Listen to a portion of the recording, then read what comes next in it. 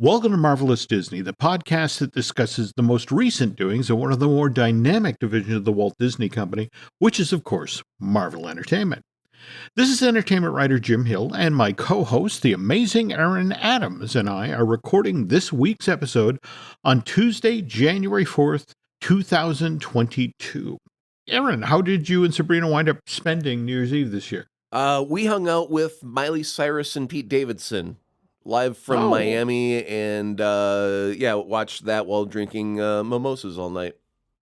Okay, and I have to ask about the wardrobe malfunction. Was it noticeable, or? Well, yeah, after a while I noticed there was quite a breeze and people were staring at me and starting to point, and then I realized I had no pants on.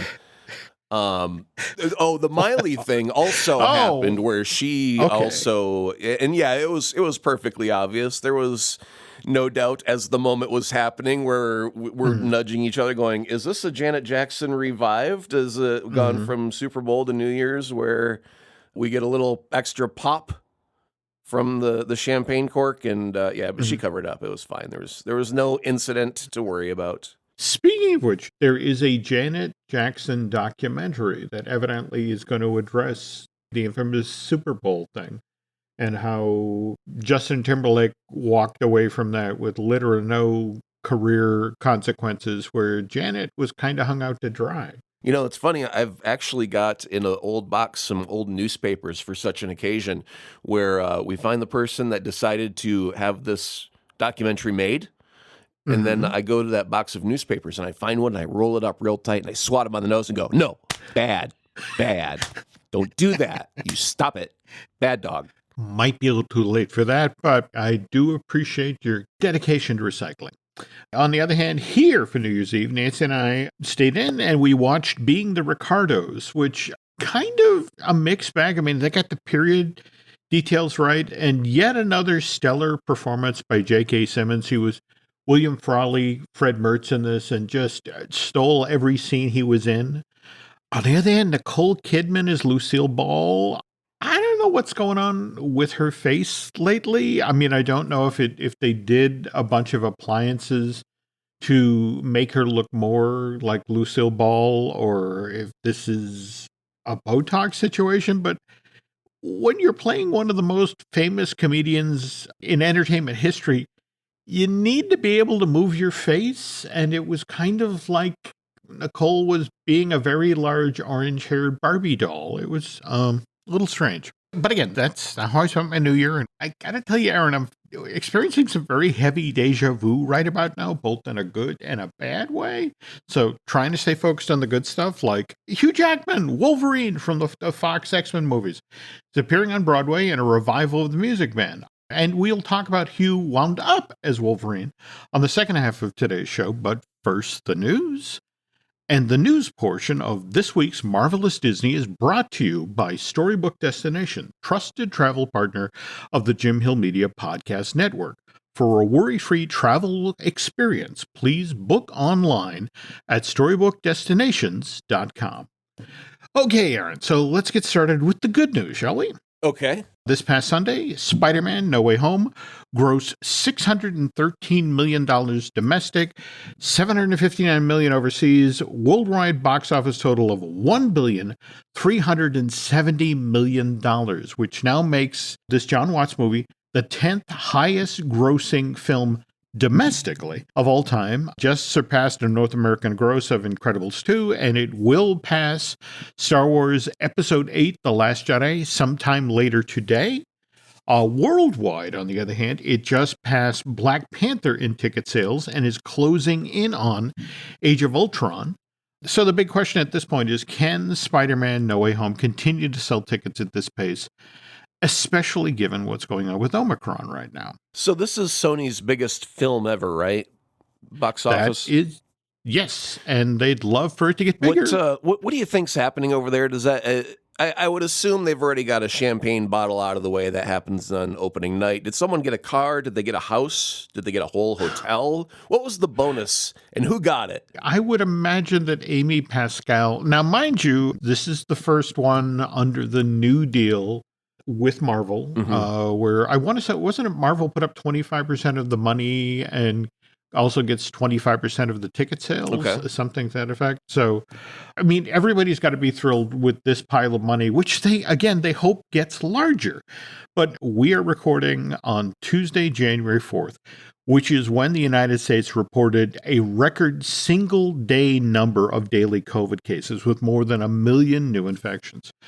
To put that quickly in perspective, there are 98,000 people who are currently hospitalized with COVID, and most of them the highly infectious Omicron variant. Mind you, last September, there were 103,000 hospitalized, and that was when the Delta variant was surging, which, again, scary number, but not nearly as scary as what was going on last winter, when there were 137 million people hospitalized here in the States. I don't know if you saw the press conference early today. President Biden, speaking from the White House, reminding Americans they do have tools at their disposal, like the vaccine or the booster, when it comes to managing COVID. Here's the pertinent quote. I know we're all tired and frustrated about the pandemic. These coming weeks are going to be challenging. If you're vaccinated and boosted, you are highly protected. Be concerned about Omicron, but don't be alarmed. If, on the other hand, if you're unvaccinated, you have some reason to be alarmed. Please wear your mask in public to protect yourself and others. We're going to get through this. We have the tools to protect people from severe illness due to Omicron if people choose to use the tools. I shared this quote because as far as the entertainment industry is concerned, it's the phrase, these coming weeks are going to be challenging, that is scaring executives out in Hollywood.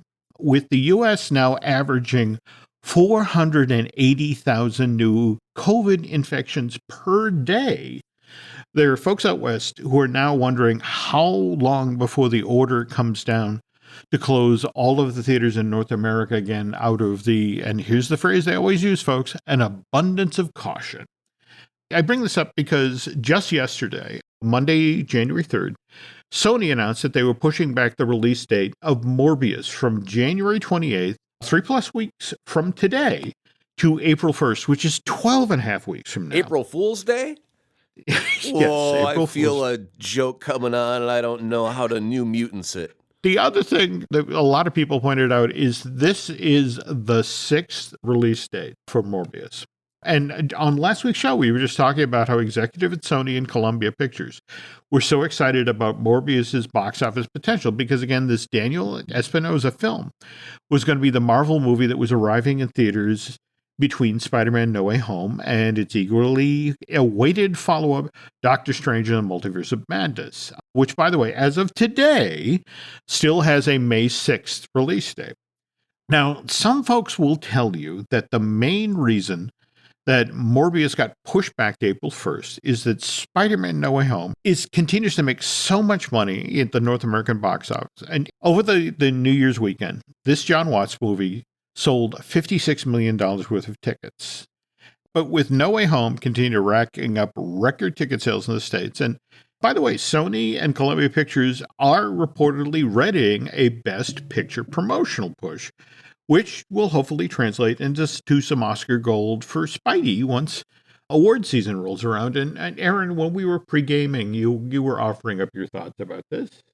Well, it's a changing of viewpoints over a gradual, long course of time. A few shows ago on Fine Tuning, Drew Taylor was mentioning how he believed that Dune was going to have the edge when it came to the special effects category for the Oscars. And the reason for it was a prestige film. And to me, when I look up into my Aaron Adams Dictionary of Human Language book, a prestige film translated into a movie that everyone's going to like because it came from a book that was very popular many decades ago. And when I look over at Spider-Man, well, I see a very popular character that's many people like from many decades ago that came from another book. It just happened to be a comic book. So I think that Spider-Man could be a prestige film if you want to put it through a specific lens and view it that way, but people have to be on board with that transition. Right. They do. And so They do. you were mentioning that the borders are creeping in via way of things like Logan when it came to script writing, getting a Yeah, nod there in the Oscars. it did. It did back in 2017. First ever superhero movie to receive a nomination for a Best Screenwriting Award. But again, you also have to remember with Logan, that when that came out, 2017 really wasn't all that long ago. But since then, we've had Spider-Man Into the Spider-Verse, which actually took home the Academy Award for Best Animated Feature that year. And people were heaping praise on that left and right. And the reviews for Spider-Man No Way Home have almost been universally glowing. Right.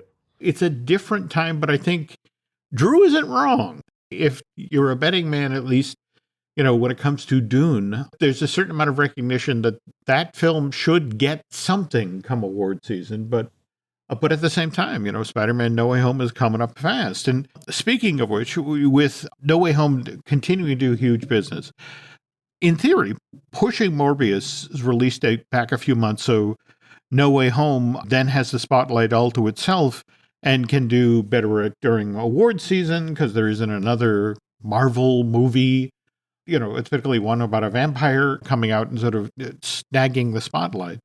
But on the other hand, off the record, if you talk with folks at Sony and Columbia Pictures, they will tell you that one of their main concerns about Morbius is that 3 weeks from now, will movie theaters still even be open?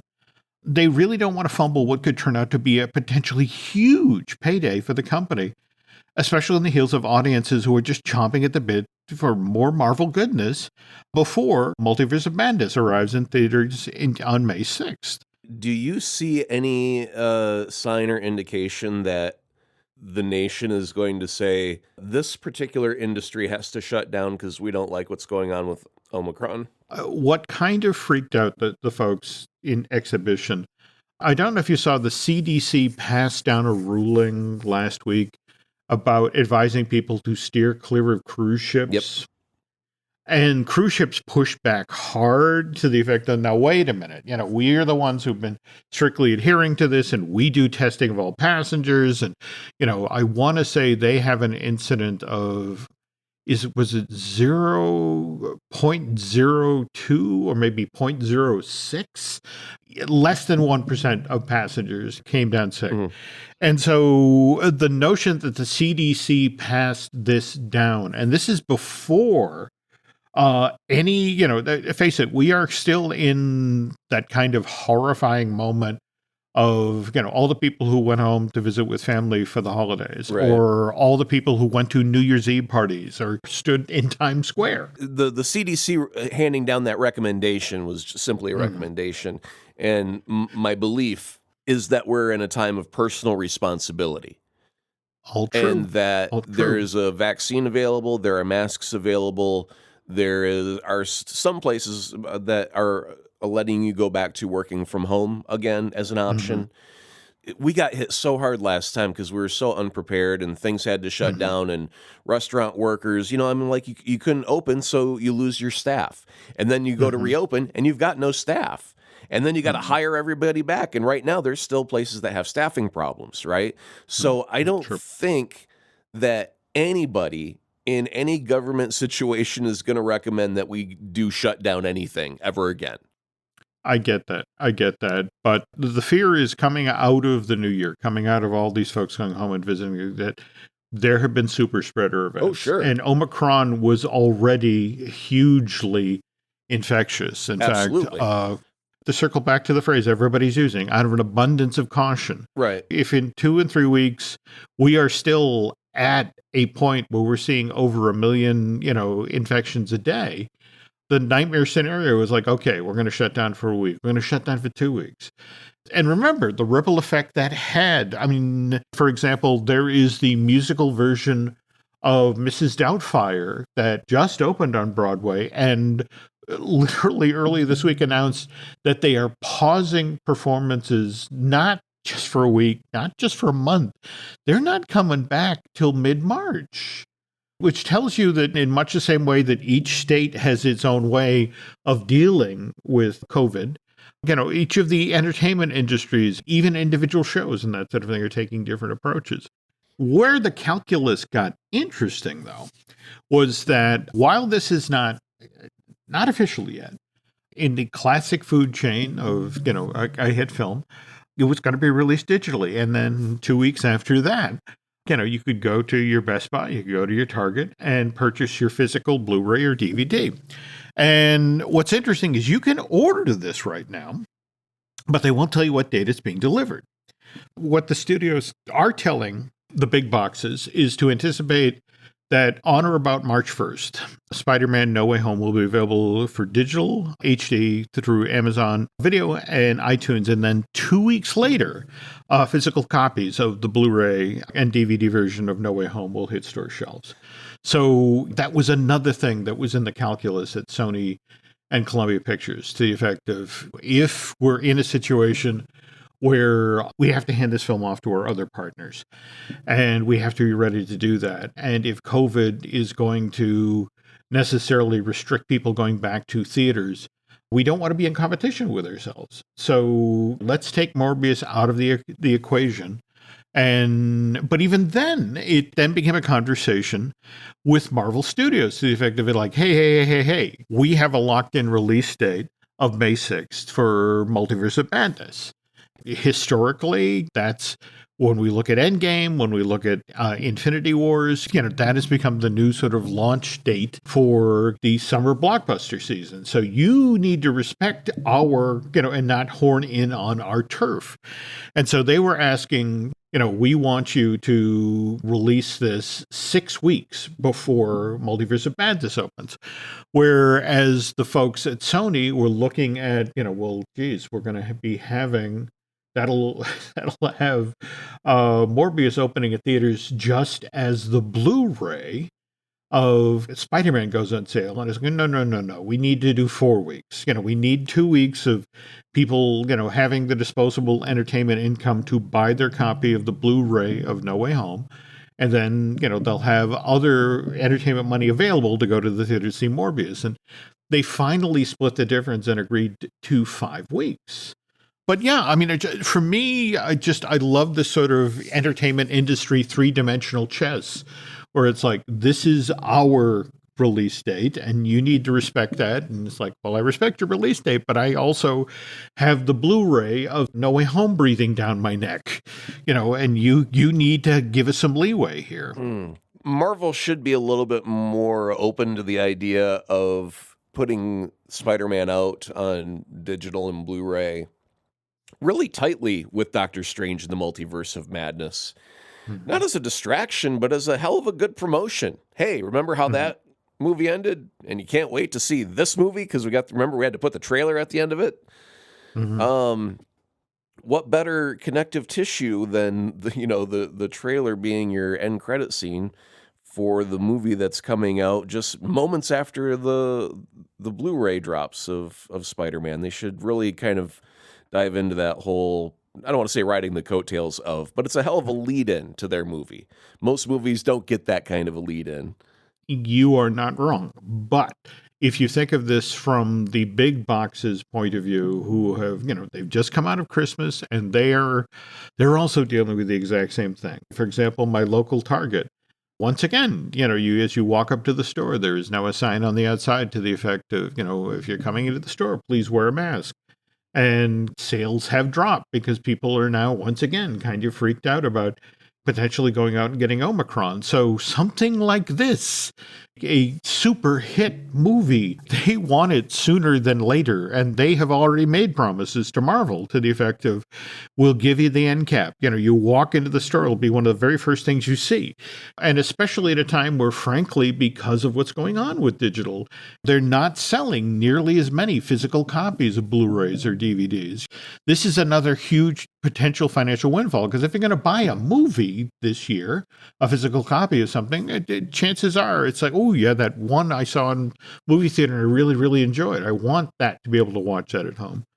And then again, as long as we're talking three-dimensional chess here in calculus, so why don't the folks at Sony and Columbia Pictures do what Disney did last year with Morbius? Why don't they put it out in theaters at the same time as they make it available through premium access. Remember, Disney got $29 out of every person who decided they didn't want to go to a movie theater to see that Kate Sherlin movie. But if they wanted to watch Black Widow at home, they had to, in addition to having a subscription to Disney Plus, they had to pay that $29 fee. And Disney's been very upfront about, that opening weekend of Black Widow, we got $60 million in premium access money.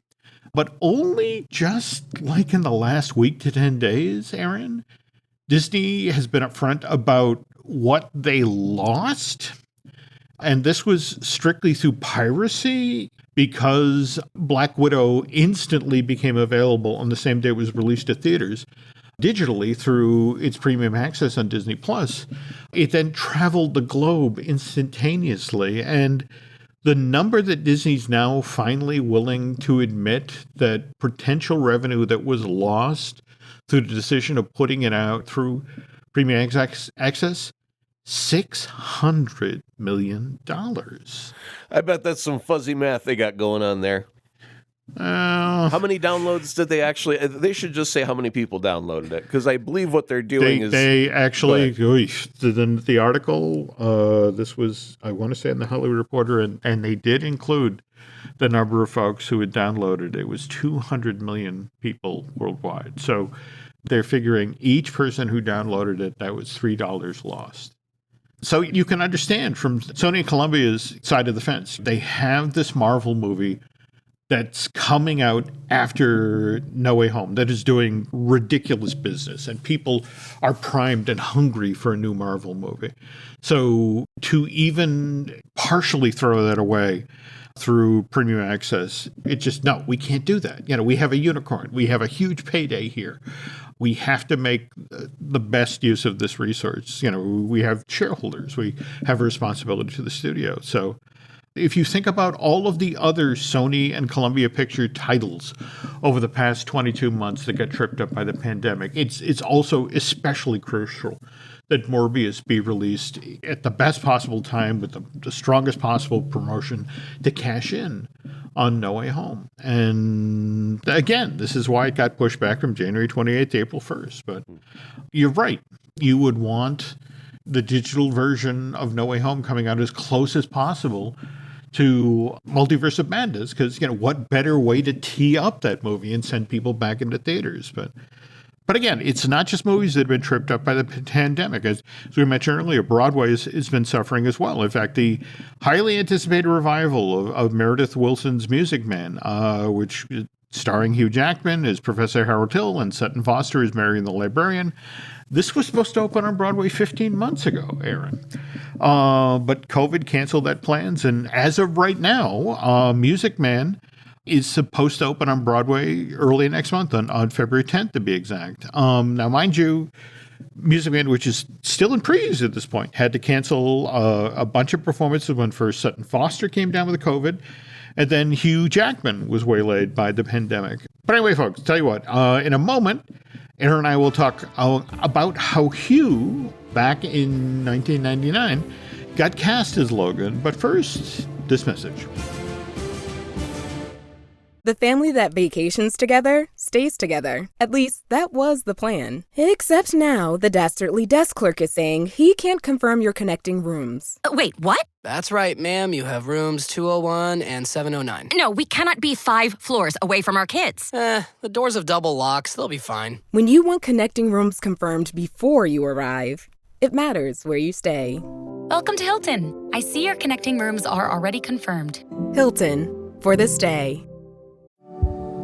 Every story you love, every invention that moves you, every idea you wished was yours, all began as nothing. Just a blank page with a blinking cursor, asking a simple question. What do you see? Great ideas start on Mac. Find out more on apple.com/Mac. Every Who down in Who Newville liked the holidays a ton, but where to get great prices on gifts, they had no idea. None. They searched and they searched for great gifts under $25. Gifts for spouses and friends and even their toddlers. When suddenly one Who shouted, Walmart has what you want, knowing they have Lego, Tree Hut, and no prices to flaunt. So they enjoy the holiday season as Who's often do. Cheering and shouting, Walmart has incredible gifts. Who knew? Find gifts they'll love under $25 at Walmart. Last bit of news before we start talking about Mr. Jackman. Kevin Feige, president of Marvel Studios, was sighted down at Walt Disney World over the long New Year's Eve weekend. Kevin was spied at Epcot, where it was reported that Mr. Feige had gotten in a test ride on Guardians of the Galaxy. Kevin was supposedly very pleased with how the storytelling coaster is coming along. Mind you, they still need to install the film elements, with which Mr. Gunn, James Gunn, is supposedly working on as he works on Guardians 3, as well as the Guardians Holiday Special. I gotta wonder, is all of the film elements, they've all got to be for pre-show, like pre-ride things, right? I mean... Actually, no. What are they going to have, like Star-Lord going, hey, look, as you just go screaming by him on a roller coaster? Well, remember, it's a storytelling coaster. I don't know what that means, Jim. I just know roller coasters on a track. Well, all right. If you actually chase down the Disney at this point has posted a number of pieces of footage of the actual coaster that's been designed for Cosmic Rewind. And what's kind of intriguing about it is that the vehicles on the actual physical coaster train can twist and turn to the side. For example, normal coaster, you're locked into position, you're facing forward, where these can then, dependent on what you're passing, they can turn to direct your attention in much the same way as an Omnimover, like on the Haunted Mansion. The ride car can turn and make sure that you're looking at a specific element or a specific scene to get a specific show beat.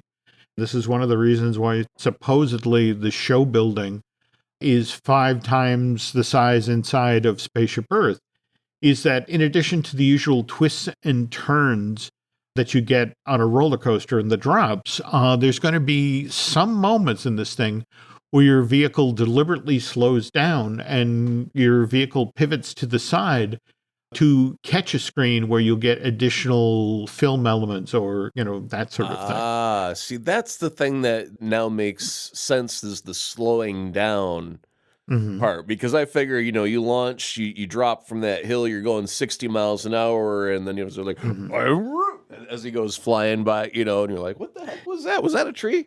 I missed it. It was a blur, a brown blur. There's one of the reasons that they are doing so much test and adjust with this thing. Well, that sounds neat now. Yeah. Okay. Yeah, I'm hoping it works as well. But speaking of things that sound neat, I don't know if you've seen the reviews that are out there now for Peacekeeper, which debuts on HBO Max on January 13th. But evidently the first 3 episodes, which were written and directed by Mr. Gunn, have been released to various folks who were just saying it's a triumph. It's some of Mr. Gunn's very best work. By the way, this coming August marks 10 years since James Gunn was first signed to do the Guardians of the Galaxy film. And by the way, that period includes the 9 months between July of 2018 and March of 2019, when James was forced off the franchise because Disney basically fired Mr. Gunn due to some inappropriate things he posted on social media years and years back. But again, very impressive run, but not nearly as impressive as the 17 years that Hugh Jackman has played Wolverine Logan for 20th Century Fox, which, according to Guinness Book of World Records, that made him the performer with the longest career as a live-action superhero, or Marvel superhero. Before we get started here, do you have any thoughts about Mr. Jackman and his performance as Wolverine? Yeah. Oh, I got thoughts. Oh. Okay. Let's go back to when he was cast. Mm-hmm. And everyone went, well, who's this idiot? Why is he so tall? He's way too tall. He won't make a good Wolverine. Too tall. You can't act when you're that tall. Too tall. That's all we heard. Too tall. Then we got in the movie theater, and we got our butts slapped around in that seat quite hard. Went, oh, Mr. Jackman, is it? Hugh, okay, good. We'll keep an eye on this. And he continued to just kill it as that character, which is why he was necessary to be brought back, even as a tiny cameo to tell Xavier to go off. It was like, really? You bring him in for that? Bravo. Well played, Marvel. Well played. Well, I'm so glad to hear you say that, because, again, he had really an interesting road to this role. Let's start with the very first, Bryan Singer's X-Men, which released to theaters in July of 2000. There's a reason that people went Hugh, because this is a guy who was mostly known for musical theater at that point. In fact, he had just appeared in the West End in a well-received revival of Oklahoma. But he was so far off the radar in regard to the X-Men because initially Bryan Singer had wanted Russell Crowe for the role, who turned him down. So Crowe says no. And so Doug Ray Scott, who you folks may know from Mission Impossible 2, he signs to play Logan. And in fact, 20th Century Fox so likes his audition, they sign him for multiple sequels, and the movie starts shooting in September of 1999. Scott is working on Mission Impossible 2. They're having delays in that production, and then he gets injured while shooting a motorcycle chase, and he's forced to pull out of X-Men. And so Singer, once again, reaches out to Russell Crowe, begging him to come to this 20th Century Fox film's rescue and suit up as Wolverine. And Crowe still says no, but he has a suggestion. His buddy, Hugh Jackman, and again, mostly a stage actor, it's like, he'd be a good fit. Give this young actor a shot. So Singer reaches out to Jackman, who also almost says no to the part. Hugh's wife, Deborah Lee, they send the X-Men script along, and so she's reading it, and she goes to her husband, this is the most ridiculous thing I've ever read. Just like, don't make this movie. But Bryan begs and pleads, and the money is right, and after a successful audition, Hugh flies to the United States where he joins the cast of X-Men, but they're already 3 weeks into production. And right off the bat, he gets off on the wrong foot because he's an Australian. He's not much of a comic book fan. And so Jackman had studied wolves as the Wolverine. He thought, it's like, he didn't know there was an actual Wolverine. The INE of Wolverine is to imply ish. It's like Wolverish. I'm kind of Wolverine in that way. And so, hey, mate, I'm going to go study them American wolves up there. I believe they got some gray ones, some mighty big blokes there. Yeah, so picture arriving on the set and explaining that you've studied wolves, and it's like, that's nice. Well, does he then immediately turn and go, can I now get a book on Wolverines then? I got to study them real quick. When do I shoot? 10 minutes. Can you give it the, what's the short one with the Cliff Notes version? Can you give me one of them on a Wolverine? Does it like tangerines?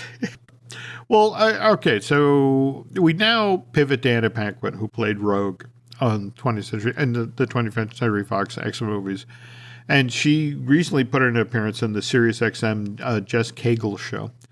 And she talked about the hell that Hugh Jackman dealt with as he arrived on the set. Again, film's already weeks into production, and he gets dropped in the deep end. And this is what the story that Ms. Paquin had to share.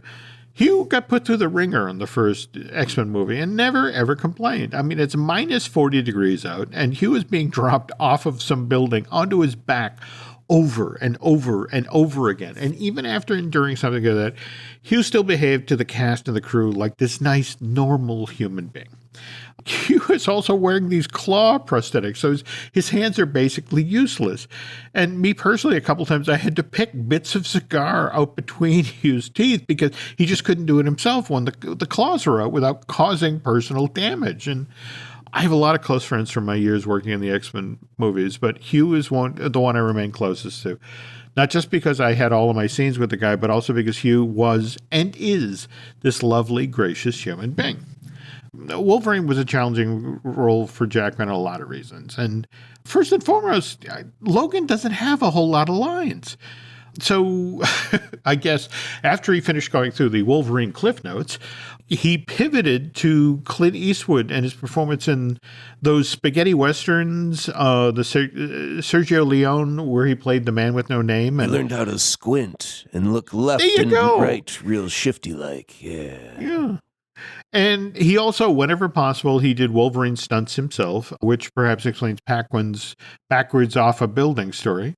X-Men is a hit when it comes out in theaters in June of 2000. And Hugh actually takes home a Saturn Award, which is the Oscar for sci-fi films, as Best Actor for his work as Wolverine. And so Jackman gets invited back to play Logan in X2 in 2003. And this time, because he had sufficient prep, he actually muscled up for the role prior. And by the way, there are also these hilarious stories about, for the first film, they had to put his co-stars on boxes or put lifts in their shoes to try to give them sufficient height. Because again, Logan is supposed to be a shorter, muscular guy, but he does the prep each time he plays the role. So it's the same route with 2006 X-Men The Last Stand. Likewise, the prequel, X-Men Origins Wolverine. And you mentioned his fun cameo in X-Men First Class. Likewise, 2013's Wolverine, 2014's X-Men Days of Future Past, and 2016's follow-up to Days of Future Past, X-Men Apocalypse. And on each of these films, as he's portraying Logan, it meant that he had to wear those claws, which became something of a constant on-the-job hazard. And Hugh did an interview relatively recently where he talked about, well, I guess I should have told Bryan back when I first auditioned for the part that I'm really something of a klutz. That's why I have scars all over me from playing Wolverine. I'm a bit clumsy. I've got scars on one leg, punctures straight through the cheek and on my forehead. You know, I can just imagine him having a chat one day with Robert Englund. You're like, tell me about your worst day at work. I forgot I had the glove on, went to pick my nose, almost shredded my face. Oh, mate, tell me about it, right? Oh, I would pay good money to sit in on that conversation. Oh, that's great. No, somebody has to set that up. That's a Zoom thing people would pay to see. But anyway, these scars, plus all the months of working out he'd have to do prior to getting in shape to properly portray Logan for X-Men movies, were one of the reasons that in 2015, Jackman announced that the 2017 sequel to the Wolverine, Logan, would be the final time that he'd portray this character. And what Jackman hadn't counted on was how acclaimed Wolverine would become. This James Mangold film was one of the best was flat out the best reviewed of all the X-Men movies. Its script, as we mentioned earlier, got nominated for Best Adapted Screenplay at the 90th Academy Awards. First time ever that a live-action superhero film ever got nominated for screenwriting. Wolverine then goes on to sell $619 million worth of tickets worldwide and becomes the third highest grossing R-rated film of all time, which does not go unnoticed by one Kevin Feige, president of Marvel Studios, who, when Disney completed its $71.3 billion acquisition of certain assets of 20th Century Fox, in particular the movie rights to Fantastic Four and the X-Men, evidently, as the story goes, begins a conversation with Mr. Jackman about possibly returning to the role of Logan in some yet-to-be-determined MCU project. Now, where this gets interesting is Hugh has repeatedly said no to Kevin's offers. And so did Andrew Garfield and Tobey Maguire. That's actually the story that's been told to me, that Feige supposedly responded, wait till you see what we're doing with Spider-Man No Way Home. We can do something similar with Logan, like we just did with Tobey Maguire and Andrew Garfield, to have the character of Wolverine stay true to everything that happened before, but still find a way to bring Logan into the MCU in a way that's fun for you and fun for the fans. And the part of this story that I love is supposedly Feige allegedly offered to put Jackman in touch with Maguire and Garfield. Let the three of them talk about the input that Tobey and Andrew had when it came to how their versions of Peter Parker were portrayed in Spider-Man No Way Home. Let me ask you the important question. All right, man, how many zeros are on the check? And then they tell him, they both jot down a number on a piece of paper. They fold it in half, slide it across the desk. He reads it. He goes, all right, I'm back as the Wolverine. Well, that will obviously be part of the decision. But there was a wonderful article that the Hollywood Reporter did in like the last week about bringing Maguire and Garfield in. I mean, the stories they tell were these two guys, they couldn't show them script because the scenes hadn't been written yet. So they joined the project as articles of faith. And meanwhile, the screenwriters go off over the Christmas of 2020 and write the scenes and then send them to Toby and Andrew. And what's fascinating is they come back and it's like they really like what they came up with, but then they start to have this conversation where they each of them have their own take on it. Like, for example, Tobey Maguire, he didn't want to necessarily fill in a lot of history about what his character had been up to over the years. It's just, I'm just there, whereas on the other hand, Andrew Garfield was very, very much dug down deep. He really got off on the notion that his Peter Parker was the middle brother. And so needed that little bit more attention, it was fighting for the spotlight, and really loved, since he lost Gwen, that he'd gone to a really, really dark place. And that, that in fact, he talked about how his version of Spider-Man had stopped pulling his punches. And so his appearance in this movie was really about redemption. And it was just, the whole notion of these guys. I mean, these guys came in and they influenced the script in a big way. And they definitely had a hand in how they're portrayed. And that's the thing of why Feige wants Hugh Jackman to talk to these two guys. Because it's like, look, you can come back. You can do Logan however you want to do Logan. But, of course, the downside of this is even if Hugh were to ever take Kevin up on this offer, for the better part of the next year, he's committed to appearing in the Broadway revival of Music Man. And it can't be a coincidence that over at Disney Plus, we, just back in November, we saw them announce the X-Men 97 animated series. The company is definitely getting back into the X-Men business. And what better way, to sort of introduce this set of characters than, revive the animated series from the 90s and, kind of cherry picking. You can watch certain of the X-Men movies over on Disney Plus. It's just going to be interesting to see what happens over the next few years to see whether or not we do see Hugh Jackman's version of the Wolverine appear in some form as part of the MCU. It seems like we've got such a long way to go because there's so many. Like we know the titles of the Disney Plus series that are coming out, but we have no idea what the release dates are. They're just like summer and fall and seasonal, like pumpkin pie. Yep. And we also have some movies that are all lined up, and then we get to a certain point in that calendar where it just goes untitled Marvel film to be released on this day here.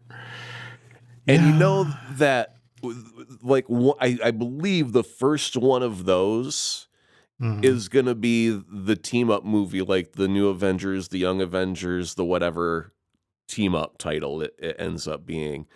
But, like, after that, then do we get Fantastic Four next? Do we get X-Men next? I mean, how many phases do we have to wait before Hugh Jackman comes back? I mean, it's a long ways away. And you are not wrong. But at the same time, I still am basking in the afterglow of Spider-Man No Way Home, the impossible movie. That there's no way that movie should have worked. So and they pulled let me ask you this: if they do that with Logan, if they bring Hugh Jackman in, is it just as special? Or is it a new trope, a new gag where it's just like, oh, we got to do this with all the characters now? Where does it end? I mean, we got a new Blade coming, but do we get the old Blade coming back as well just because Wesley Snipes also likes the taste of money? I do not know how to answer that because there is a part of me that, I wouldn't necessarily mind seeing Patrick Stewart come back as Professor X.